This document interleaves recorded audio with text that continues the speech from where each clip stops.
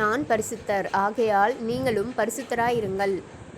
சமாதான பலியை எப்படி செலுத்த வேண்டும்? மனோற்சாகமாய்.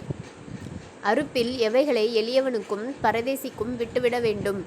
நீங்கள் தேசத்தின் பயிரை அறுக்கும்போது உன் வயலின் ஓரத்தில் இருக்கிறதை தீர அறுக்காமலும் சிந்தி கிடக்கிற கதிர்களை பொறுக்காமலும் உன் திராட்சை தோட்டத்திலே பின் அறுப்பை அறுக்காமலும் அதிலே சிந்தி கிடக்கிற பழங்களை பொறுக்காமலும் அவைகளை எளியவனுக்கும் பரதேசிக்கும் விட்டுவிட வேண்டும்.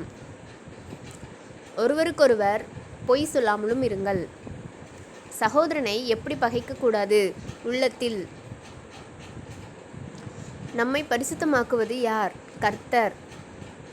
இயேசுவை மெய்யாகவே இவர் தேவனுடைய குமாரன் என்று அறிக்கை செய்தது யார் யார்? 100க்கு அதிபதியும் அவனுடைய கூட இயேசுவை காவல் காத்திருந்தவர்களும். கல்லறைக்கு எதிராக உட்கார்ந்திருந்தவர்கள் யார் யார்? மகதலேனா மரியாளும் மற்ற மரியாளும்.